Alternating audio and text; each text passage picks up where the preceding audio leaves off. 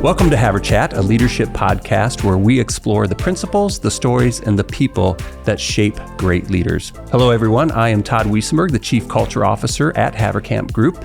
And today we're going to have a very meaningful conversation about investing in future leaders. Joining us today are our two guests, Kayla Kohler and Derrek Johnson. Kayla is the property manager at our properties in Altoona, so with Haverkamp Properties, and Derrek is the maintenance supervisor there. So want to thank you guys for being here today and welcome. You are a part of Haverchat history, believe it or not. This is our first episode in which we have two guests. So how's that make you feel, Derrek? Very excited to be part of history. Part of history? Yeah, it's always exciting. Down record books. Going in the record books, exactly. Kayla, how's it make you feel to be a part of Haverchat history? I'm excited to be here. Awesome. Ready to tell a little bit of my story. Oh, and that's what we do. We want to definitely hear your guys' stories. And actually, let's start there. We will obviously do a deeper dive, but I'd like to hear a little bit of your journey to Haverkamp. You know, what brought you here, how long you've been with the company, how you guys have been working, how long you two have been working together. So yeah, let's start with Kayla. Let's start with your story. Yeah, so I started with Haverkamp Properties in 2017, so going on about 8.5 years. Mm-hmm. When I was looking for a job, I didn't know that I wanted to be in property management, and it just, I got the opportunity. Todd, you were actually the one that hired me as a floating leasing consultant, and so I've been in various different seats, from leasing to assistant manager to property manager, and, it's been such a great time getting to be in those seats, as well as really getting to grow my leadership role in being a property manager alongside Derrek as well. So we work together. I'm the property manager there. He's the maintenance supervisor, and we love the community where we work, and we're there for our team as well as the residents. And how long have you two worked together officially? It's been about 3 years officially side by side at the same property. Couple years prior to that in the Altoona market for about a year before we were directly working together. Let's hit the rewind button a little bit, Kayla, because I remember interviewing you. I can visually see you sitting across the desk and going through that process. And yes, you were hired as a floating leasing consultant, which that position lasted how long? Less than 30 days, maybe even less than 2 weeks. Yeah. I went to a couple of different offices in the metro. I was in the Altoona office when I had the opportunity to stay there full time. Mm-hmm. And guess what? That's where I'm back in the Altoona office, a full circle moment. So. Yes. Something else you said there, Kayla, and Derrek, I'm sure you can attest to this, is that we kind of fall into property management. It's something that once you get into it, man, it gets into your blood. That's what I hear a lot. So, Derrek, let's talk about your journey. Tell us your story. I was working in property management already with a different company, and I was just trying to maybe look for a better fit. Thought it was the right role. I liked doing it, but maybe a better company fit. So actually, I moved to Woodland Reserve in Ankeny, and I thought, hey, they might need a maintenance tech. So I just sent a cold email just to whoever might receive it, and Jason got back to me and said, hey, maybe not right now, but I'll keep you on my short list. And a few months later, called me up, interviewed me. So he hired me as a maintenance tech to start out in Altoona at Ironwood and join the team. So I was there for a couple years, and then I got the opportunity to join Kayla the first time at the Emory. That's right. Mm-hmm. Yep. And so got over to the Emory, helped her. We opened the last 3 buildings, I think, together over there for a few months, and then she left to go back to the main Altoona portfolio. So then I was at the Emory for a little bit as the maintenance lead, and then we rejoined about a year later where we're at now, so in Ironwood. Derrek, when you stepped into that role as the maintenance lead at the Emory, it was a little rocky as I recall it, and you and I sat down, had lunch together and talked about that. You want to just reflect on what that was like when you first stepped into that leadership role? Yeah, it was eye-opening, I think, in a lot of ways. Thinking more of, I think I changed a lot in that moment from kind of self-serving, like how can I move up, to how do my everyday actions impact the whole team. So Okay. what can I do better for my team? Because I think as much good as I did, which I think I earned, a chance to step up into the Emory, I think I also realized I was probably too much my focus. And so I didn't always realize how the team was impacting me, even though I wasn't the leader of that team. Just how was I a part of the team? How do I run? How am I impacting how everyone sees me? And so, and so I kind of took that as a learning moment for myself, is like, okay, how do I make sure I'm best suiting my team so that we celebrate each other's wins? I want to dovetail off of the learning moment phrase that you had there, because the reason we asked the two of you to join us today is because of the topic about investing in future leaders. And that's something that is a part of your story. We have an in-house program here at Haverkamp called Leadership and Training, or LIT for short. So throughout our time together, audience, when I say LIT, it's short for Leadership and Training. And you guys are graduates of our Leadership and Training program. Kayla, you were a graduate of the 2021 class, or alumni of 2021, and Derrek, alumni of 2023. So we will take a deeper dive into what leadership development looks like and how important it is for any organization. But I'd like to hear just a kind of quick 1 to 2 minute overview of what leadership and training looked like for you. And let's start with Kayla on that one. Yeah, I was super excited to be a part of LIT. It seems like a long time ago now. I mean, time does go fast, but in 2021, the experience, even just getting that email of being invited to join LIT, I was super excited about. The previous year, I knew some fellow peers that were in it, and I was like, oh man, I really want to be in LIT. So it was such a good experience to be around peers when I was in LIT, good people to surround myself with, good materials on book to read about leadership, as well as also getting involved with the leadership in Havercamp properties.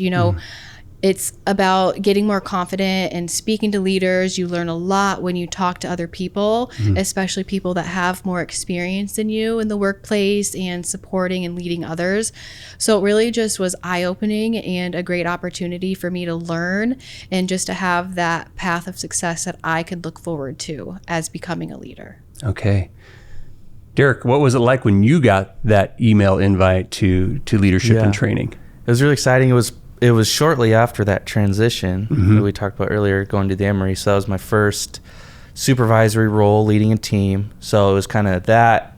And then not too long after, got the LIT invite. So it's kind of like a whirlwind at the time, trying to learn a lot about a new position, and then trying to understand, okay, what is my expectations of this program, getting to join into that. So I had kind of seen a little bit of the outside. I knew a few people had taken part of it, but still wasn't totally sure what it was. And so getting to show up to like the first meetings and kind of like, hey, this is what we want for the year. You guys are who we've asked to come join this. And then I remember we got a big overview from Brett about like his whole story, how he started it, and just kind of like, okay, understanding the whole bigger picture of Haverkamp and how we got to where we are, and then how do we invest in ourselves, and Haverkamp investing into us to go into the future as well. So yeah, you guys hit on kind of independently, you didn't exactly come out and say it, but you hit on the 3 core components of our leadership development program, which I think should be a part of any leadership development program. The first is getting to understand who you are. It's been said, I think John Maxwell said, that the hardest person you will ever lead is yourself. And so one of the first things we talk about is the DISC profile, and understanding how you're wired and how that impacts how you interact with others, and understanding what that means to team. The second part is just having that growth mindset, or being a lifelong learner. Kayla, you talked about reading books, and that's something that is a big part because we know that there are other people out there who have gone before us, and they have a lot of great insights. So we really want to be that lifelong learner. And then the third component you guys both alluded to is just getting around other leaders in the organization, from Brent to, Paul to Tanya to all the, executive team members. And we call it micro mentorship. Now, I know it looked different from 2021 to 2023.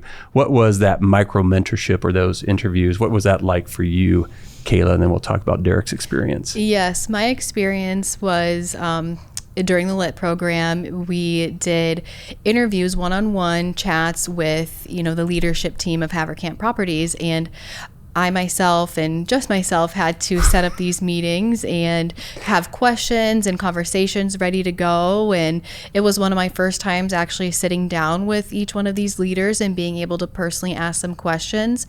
And it really did open my mind and my ears to, leadership and their experiences. And it actually made me feel more confident in myself, just being able to have that opportunity to meet with them independently. It was such a good experience. We got feedback from our graduating classes. We always look for feedback every year. And one of the pieces of feedback we got, and also became a bit of practicality from scheduling standpoint, is we made an adjustment. And in 2023, we tried something different or new when it came to these micro mentoring or these interviews. Derrek, what was your experience like? Yeah, a little different. I think, I don't fully know, but I think I had a bigger class as well. Yes. So I think that probably played into it some. But yes. Yeah, so when I did my micro mentoring, yes, we did them as pairs. And yes. so I think some groups had more than just two as well, but I had a pair. Shout out to Joe Corns. He was my partner. Yeah. So that was cool. It was not only for myself meeting a lot of leadership for the first time on a one-on-one basis, but then getting to meet another leader in training, getting with Joe. And so then it was good. I mean, even that was learning in itself of scheduling. Like, how do you get multiple people's schedules to work together? How do we do this conveniently? He was out of Ames, I'm in Altoona. Right. How do we, get our time together? Like, when can I get up to Ames and with the leaders, what works with their schedule? But yeah, so it's different. So we worked together, tag teaming questions, interviewing, how do we want to share this? Do you want to lead? Do I want to lead? Take turns. And so, it was a little different. I imagine it was, one thing I appreciated was, he had different questions than I had. And so sometimes I'm just learning from his questions, like, I wouldn't have thought to ask that, or he sees things from a different light, or maybe he knows some of these people better, so he gets different responses that I wouldn't get. Right. And so I think that's probably the main difference you're alluding to, is just having a partner to go through it with. Yeah, I mean, what we took away from that is, there's those learning opportunities to coordinate, prioritize, how do you make this work? But from the leader's perspective, so from a Paul Wilkin to a Dave Hyman, one of the things they like is having two people in there and how that kind of feeds off, and it makes that process a little less, I think, intimidating for the participants, but it also, I think, makes it more enjoyable for the leaders who are getting interviewed. All right.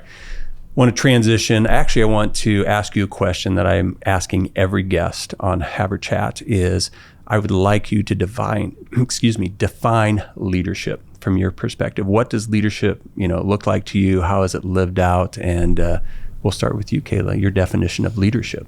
Yeah, leadership is definitely about the people. It's about growth and helping a team succeed, helping yourself succeed, and very much less about it being a position of power. Leadership is so much more than that. You really want to engage in your team and your peers and support them. Overall, just setting a good example of what leadership is. And leadership is about integrity and teamwork and doing the right things right. Just being supportive and always looking for the best option and always looking for your team's best interests. Okay. Derrek, how would you define leadership? What's it look like to you? I think leadership is cultivating a winning team. Okay. And so, being the person in charge of cultivating that winning team. So part of it is, leading the team, finding everyone's strengths and winning because of everyone's strengths, but also functioning in spite of. So if you lost a member of the team, I think a good leader could keep a winning team, even losing one of the players. But a good leader also highlights their good players as well. And so I think it's a little bit of a tension there between how do you succeed with good talent, but then not be so required of good talent that you can't function without them either. And I think that's a strike of a good leader, is balancing that, leading from the front, being the example of doing hard things, showing that no one is more important than the team, but everyone on the team is important. Yeah, both of you hit on a couple things. Just there, Derrek, pace setter always comes to mind, that a leader leads by example. They're leading with that integrity. They're the ones that is a good model for their team. And then something Brent, a phrase that I'm sure you got it from somebody else, but I just remember it probably 20 years ago, Brent would always say, put aces in their places. And that's a little bit of what you both talked about, making sure you're setting your team up for success and getting people in the right seats so that they can be successful. Okay.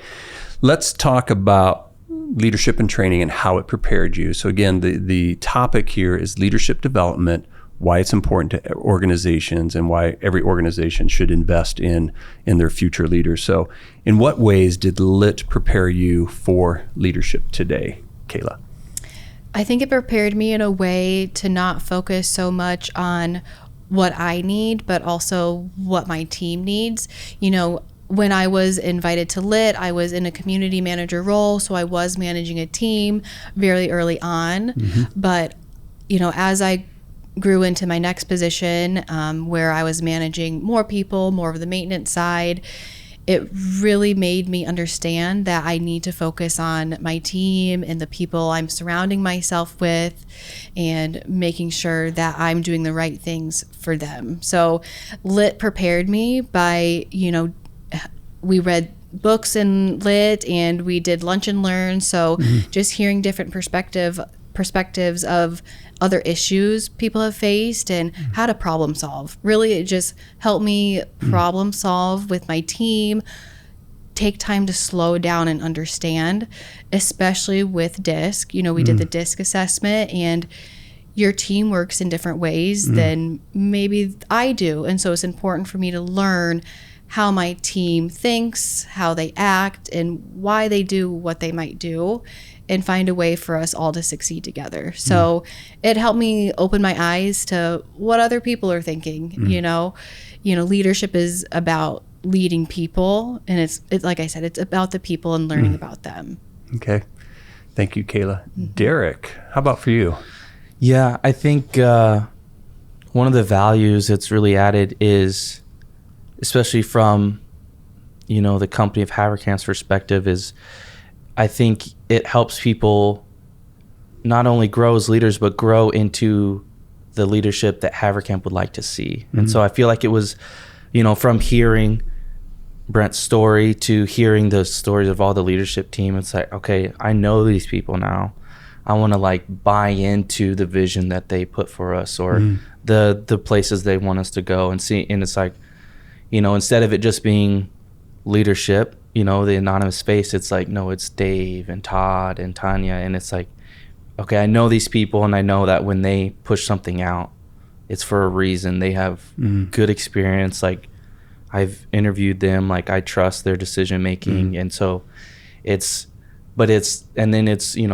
on the same page as far as this is how we want to lead at Haverkamp. And so it just, I feel like you get more and more ingrained to the culture of Haverkamp. And so I think that's the value of, doing it, is you're growing the leadership style we'd like to see. And so then I feel like a lot of leaders, when you sit and talk with someone, everyone thinks about things in similar ways because we've read similar books and gone to similar, lunch and learn trainings. And so I just feel like it cultivates that culture and everyone grows from within.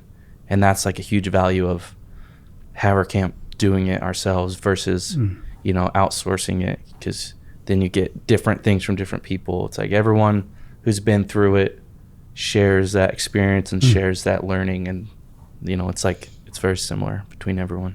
Yeah. Alignment is a word that comes to mind as both of you were talking there. And it's so important in leadership development to get those emerging future leaders like you guys were and are, and continuing to move in your journey, but to have proximity to the current leadership team. And that's something I think I heard both of you talk about, is getting one-on-one time or two-on-one time, but just at least having proximity to the key leaders so you could better understand, this is why they think the way they think, or this is why they do the things they do. And so I better understand them. So, and you said the word trust, Derrek. So when, something's happening in the organization, you have a higher level of trust because you've had that proximity to the leaders. So that is so critical in leadership development for any organization. An organization has to find a way to get those emerging future leaders in proximity close to the current leaders so they understand kind of the why. And so it was fun to hear both of you communicate that in your own way. But let's talk about leadership and action and you guys working on the same team. Is there a story that you guys have that maybe might be a great story to share about how you guys have had to lean into some of this leadership and training and work together in problem solving or anything like that? Kayla, you got a story that maybe you can think of? Yeah, I do have a good example. It comes from having issues with a person who wasn't in the right seat. And I remember Derrek and I having multiple chats about this situation, and each one of those chats, we were aligned. And we were aligned in ways because we had leadership experience and we were open and we knew what it takes to have somebody be in the right seat. And for this specific example, we did have somebody that was in the wrong seat. And I just remember Derrek and I working together to decide when we will make this right choice. This person, needs to move on from the company. And it was really eye-opening once we did make that decision. Both of us sat down and reflected, and we had the same exact thoughts of, we did the right thing. This is what was needed for our team. This is going to help us succeed. As much as it was a hard decision to make, I think it made Derrek and I grow a lot closer together, especially having that experience and knowing that, next time I know Derrek's always going to have my back when it comes to this. Okay. And that's with anything, not even that specific example. Derrek and I will be chatting and we align so much, and we refer back to, Haverkamp's vision and, our Sherry and, service, hard work. We always mention, is this decision that we're making, or is this topic that we're talking about, does it align with where we need to go? And, Derrek is always like, okay, look at the big picture. And so I can appreciate that from him a lot. Oh, thanks, Kayla. I love it that you brought Sherry into the conversation, Yes. Our core values. And just hearing that story kind of warmed my heart, gave me even a little bit of some chills. Derrek, do you remember that example? I'm sure you do. Yeah, I remember. And one thing I was going to add to that is I feel like it's helpful because sometimes there's with the team, with decisions, there's a lot of emotion behind everything. But I think the thing that helps us stay aligned on the same page through situations like that is having been through lit and reading the same books and podcasts and talking to the same people. I think we have the same verbiage. We can use the same words. And language, so it's easier common language. Common language. It's easier to get on the same page when you're whether it's something we learned from applied empathy, or it's okay, how do they feel, or how am I, how are they perceiving me, or the energy bus. We've just read a lot of the same things, and so it's is this is this an energy vampire right now? Are they draining the thing? It's just having those terms ready to go that we both learned, invested in ourselves, and read and listened and talked, and so it's. You don't have to try to describe the situation. You have those words to go through. And I think that makes it a lot easier to chat and put your feelings into tangible words and get on the same page. Well, yeah, I mean, Kayla, when you were talking, I mean, you right person, right seat, which is an EOS term, and that's something obviously, we're all familiar with here at Haverkamp as being an entrepreneurial operating system, is right person, right seat. So common language. So when you have conversations like you just talked about, immediately you kind of don't have to go through that. What is he talking about? What is she talking about? Oh no, we know what each other is talking about. I can't remember as far as reading whether both of you at the time that you went through your classes, did both of you read Crucial Conversations did either of you read Crucial? Yes, Crucial I think I Conversation? Okay. Do you remember if that was in We the didn't read it in lit, but I have read it. You have read it before. Yeah. Just even what you were talking about earlier, that, you guys sitting down knowing that, okay, we're going to have this crucial conversation with this person, and to be able to have each other for support. And I think that's very special. So let's talk about that initial leadership and training. I believe leadership development, I think most organizations would agree with this, is that it's not a one and done. I mean, post being, a graduate from leadership and training, what has leadership development look like for both of you beyond lit? Kayla. Yeah, no, even after graduating from lit, I've been involved with various different leadership opportunities that Haverkamp has provided for me. Just doing my CAM, my certified apartment manager test, like that was an opportunity for me to learn and grow, as well as also being involved in coming back to join lit in different, volunteer opportunities, coming to their lunch and learns. It's been such a great experience, so I can really appreciate that.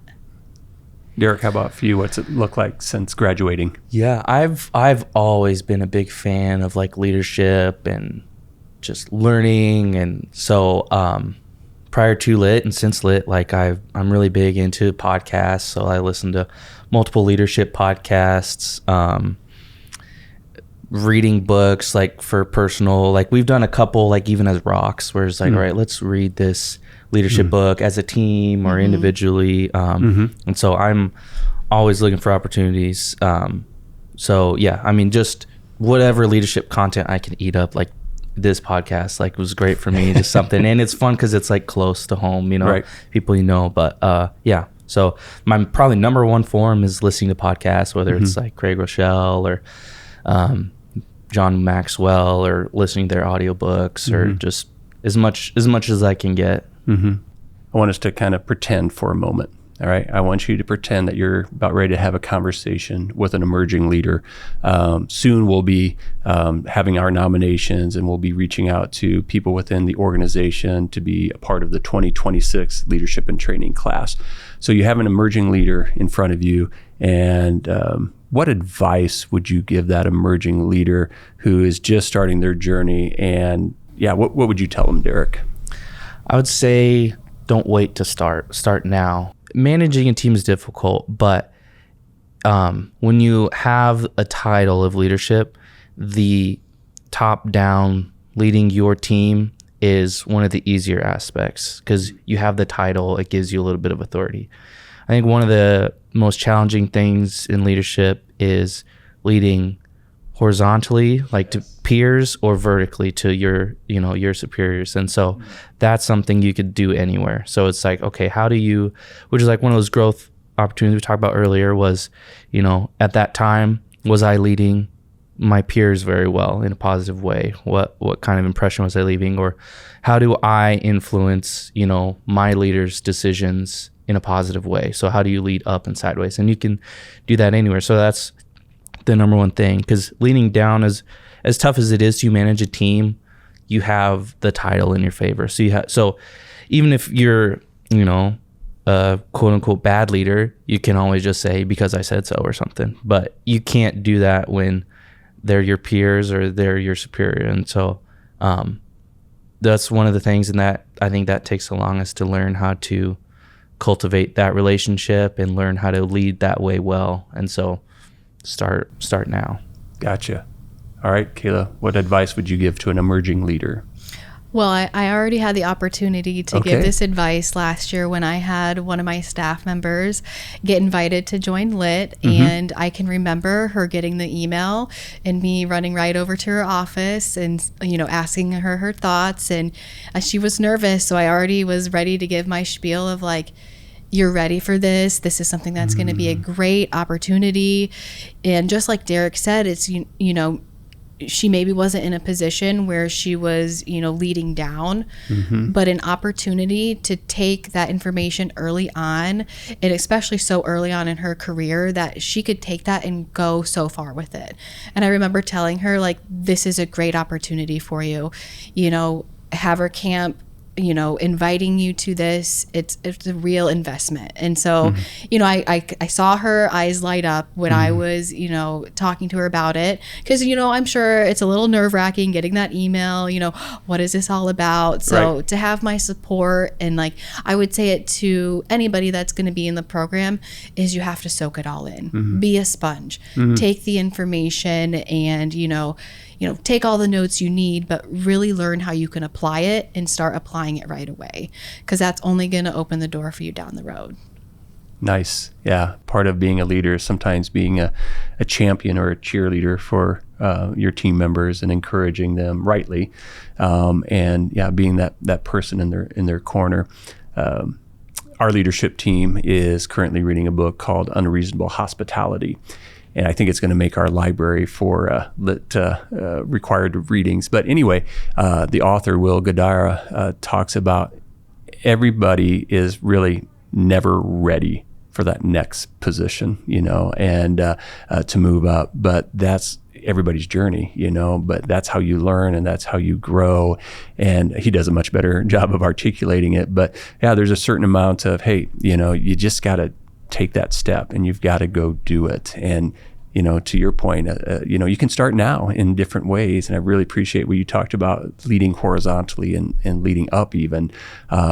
Those are the harder things to do. And you can start, though, learning and how to do that now. So thanks. Okay, so now a different kind of spin on this. Let's say you have the opportunity you're talking to another organization. So another organization outside of Haverkamp who, they haven't invested in leadership development. What kind of advice would you give that organization from your perspective on why they should start investing in leadership development? And let's start with you, Derrek.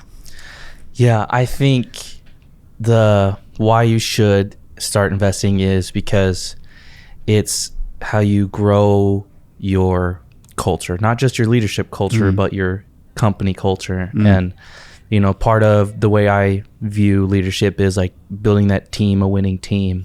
And, when you build a team, the most successful teams, talking about sports, are the teams that draft and develop their own players. And, you put yourself in the best position when you build somebody up in the vision you have for them. And so, you can bring in outside leaders, but if you bring in too much, you lose like the core of what you have. And so the best way to build that up and to build it in the vision that you have for your company and the way you guys want to run is developing your own team. Just like we've been talking about, like EOS, Sherry, like we have that shared language because we've all gone through the same things. And so all of our leadership experience and learning has been, through the same books and the same, language. And so now, like, crucial conversations we have the same words because we've, grown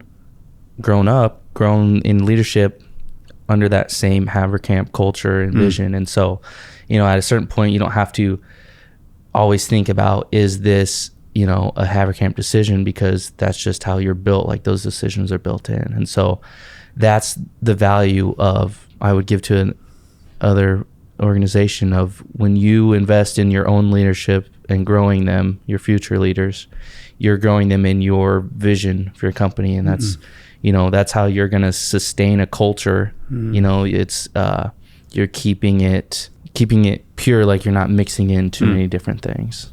Okay. Great. Kayla. Derrek said it very well.